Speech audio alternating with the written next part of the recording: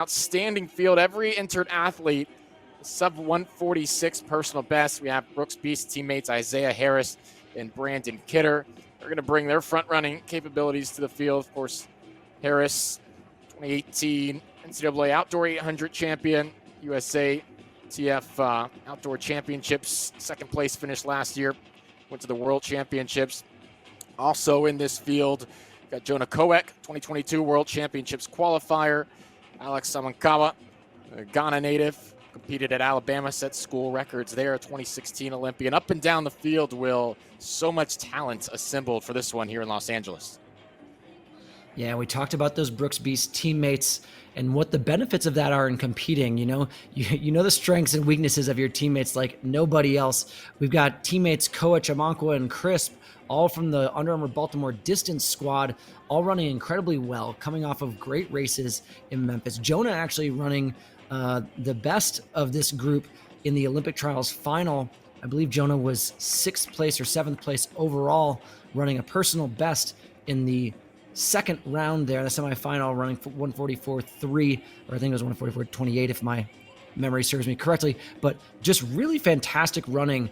We sort of saw a little bit of weakness in this event, AJ, in the United States here in the past 2 years, where there weren't really any standout athletes. And now all of a sudden the switch was flipped, proverbially speaking, and all of a sudden, next thing you know, there's 144 is no longer making teams. 144 is being left off teams. And there on our screen, we see Jonah Koech, an athlete that ran the Olympic qualifying time this year, an Olympic trials finalist, finding himself a little bit short of qualifying for Paris. And again, that's got to motivate these athletes to run some exquisite times so that, maybe next year we don't have to chase times quite so much as they did leading into this Olympic trials.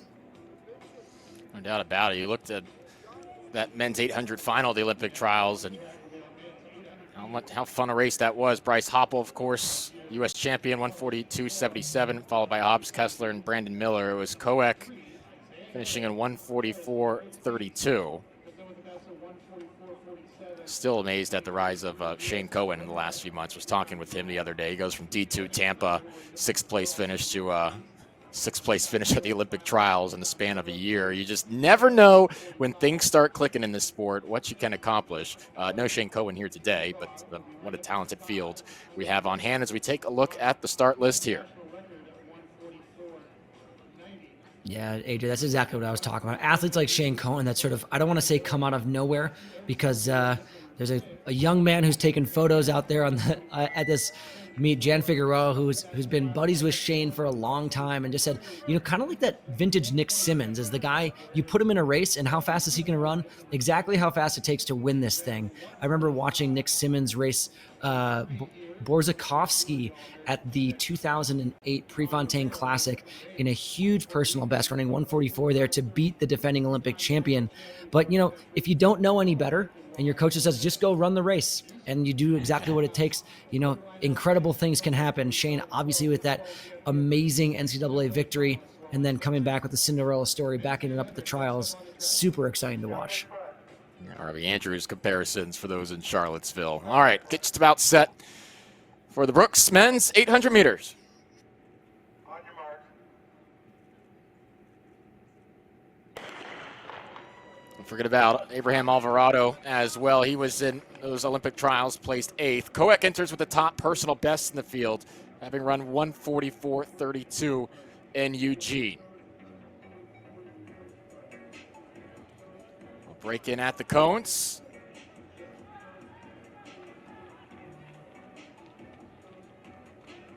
Vincent Crisp with the early advantage here.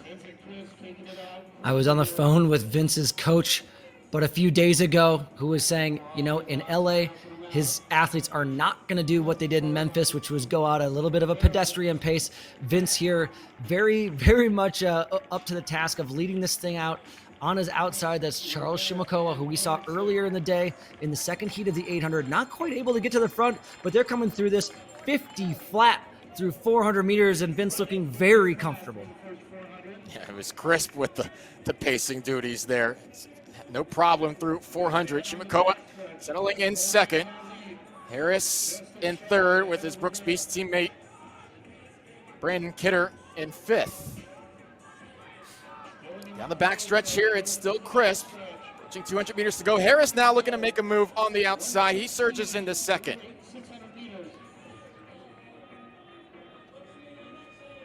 Now 150 left.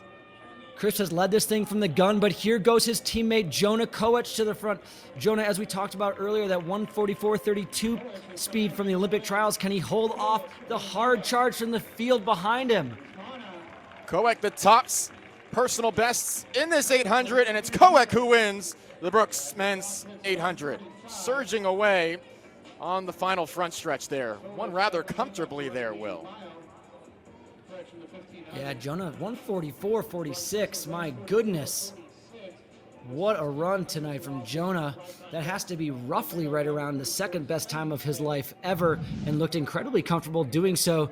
Jonah sort of sitting back for a large part of this race. That 50 flat opening 400, I didn't think it would scare him quite so much, but really making that decisive move with 100 meters to go, going to the front, driving hard from the arms. Jonah is a beautiful runner to watch when he gets into full stride, but daylight, a lot of daylight between him and 2nd place. That was an incredible race. Oh, and champagne to boot. Win the race, pop a bottle. What a time here at Jack Kemp for Koech. 2nd fastest 1500 of his 2024. Yes, sir. Yes, sir. Popping bottles after winning the Brooks 800 meter. That is a good time all around. Harris shows him some respect there. Jonah's like, hey, look, man, I don't want this. I don't want to drink it. Take it home with you. Jonah Koech coming out victorious, 1:44.47. John Rivera, 1:44.76, coming in 2nd place. Great run from Rivera. And Yusuf Bizimana, from Borderline Athletic. That is a funny track club name. Borderline Athletic Track Club, 1:44.80. Alex Amankwa, 1:44.93. Brandon Kidder, 1:45.62. Vince Crisp, our leader through 600 meters, 1:45.66. Zay finishing in 1:45.92, the Brooks Beast. Matt Erickson, 1:47.75. So almost the entire field under 1:46. AJ, that's what we were talking about earlier. The strength of 800-meter running right now is incredible. Obviously, athletes like Alex Amankwa not running for the U.S., but training here. What an incredible race.